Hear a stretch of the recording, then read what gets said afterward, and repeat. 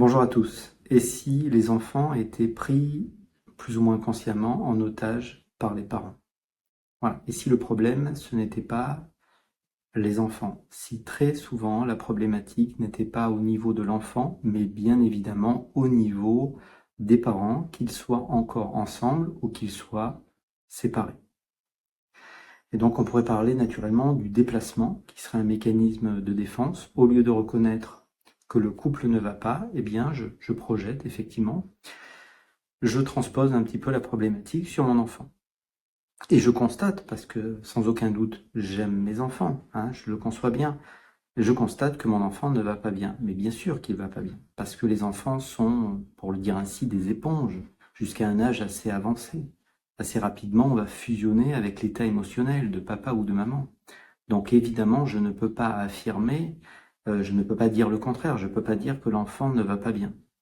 Autrefois, il semblerait qu'on disait dans les vieilles écoles d'hypnose que le plus grand hypnotiseur qu'on ne connaîtra jamais dans la vie, c'est les parents.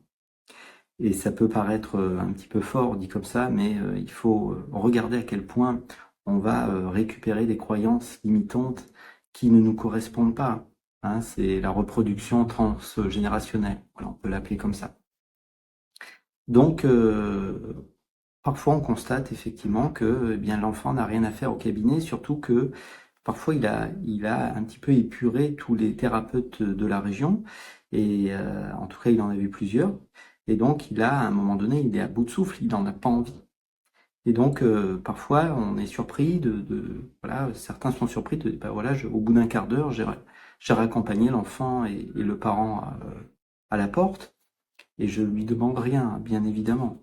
Aucune contribution, rien du tout. Tout simplement, pourquoi je fais ça? Parce qu'à un moment donné, il faut pouvoir se regarder dans la glace. Et avant, éventuellement, de regarder l'état émotionnel de l'enfant, s'il est triste, s'il est en colère, si c'est difficile à l'école ou pas, eh bien, on va tout simplement regarder comment, moi, en tant que parent, je vais. Est-ce que je suis triste? Est-ce que je suis en colère? Est-ce que j'en veux à mon conjoint, à ma femme? Est-ce qu'il y a une problématique? Est-ce qu'il y a le couple a été séparé? Est-ce que c'est finalement une troisième personne qui intervient dans le couple en tant que beau-père ou belle-mère? Est-ce que c'est ça le problème? Au lieu de pointer systématiquement l'enfant, est-ce que les enfants ne sont pas systématiquement pris en otage?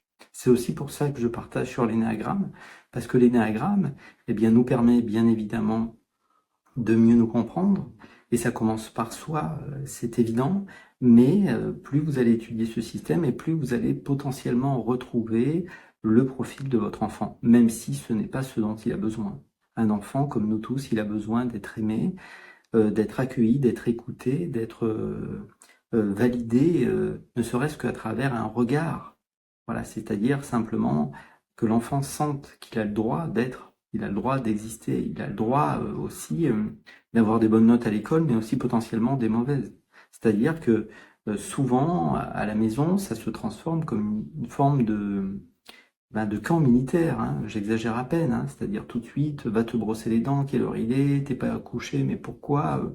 Donc une vie remplie d'enjeux dès l'enfance, quelle tristesse. Alors que nos enfants, comme nous tous, on a juste besoin d'être pris en compte.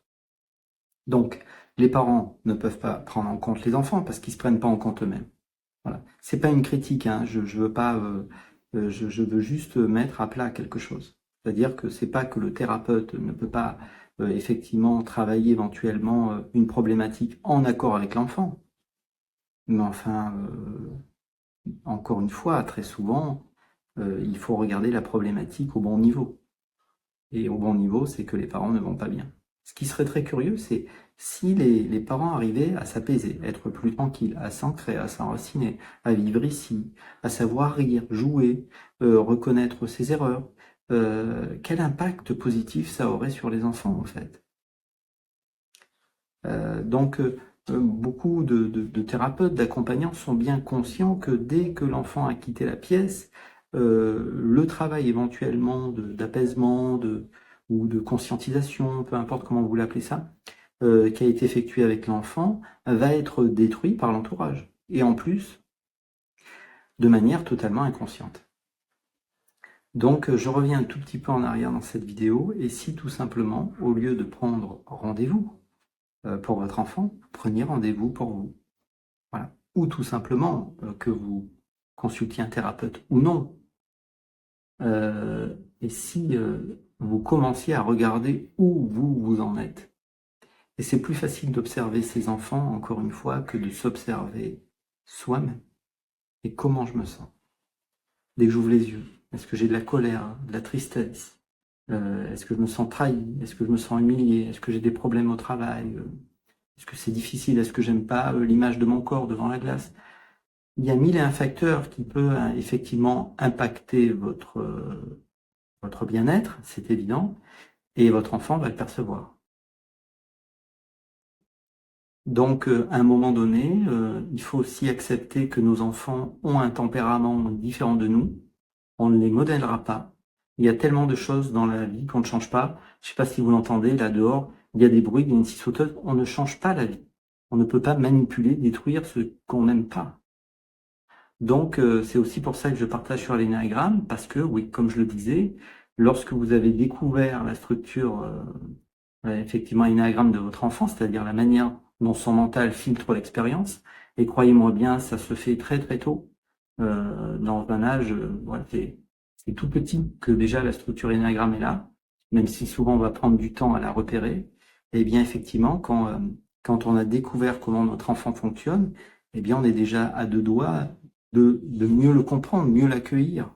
Voilà, comprendre qu'effectivement on est différent et je ne peux pas modeler mes enfants tels que je souhaiterais qu'ils sont. Je peux leur apporter des valeurs, enfin, ça ne me regarde pas. Voilà, je n'ai déjà rien à vous enseigner, hein. Je sais ce que c'est que d'avoir des enfants, c'est un enjeu, et donc c'est pas évident, c'est sûr, mais voilà, je reviens vraiment sur le sujet de cette vidéo. Si réellement j'arrivais à m'apaiser, me tranquilliser, à me poser, à évacuer un petit peu du stress, si mon esprit voyageait pas à 1000 à l'heure dans toutes les directions, si quand j'étais à la maison, j'étais réellement à la maison, au lieu d'être derrière le téléphone ou au lieu de faire je ne sais quoi, si réellement j'étais juste là, si juste pendant 2 minutes je prenais mon enfant en compte, pas 10, pas 20, ça serait très prétentieux, parce qu'un enfant a besoin de son univers aussi, mais juste que l'enfant sente qu'il n'y a pas d'enjeu, que des fois, quand je suis avec papa ou maman, il n'y a pas d'enjeu.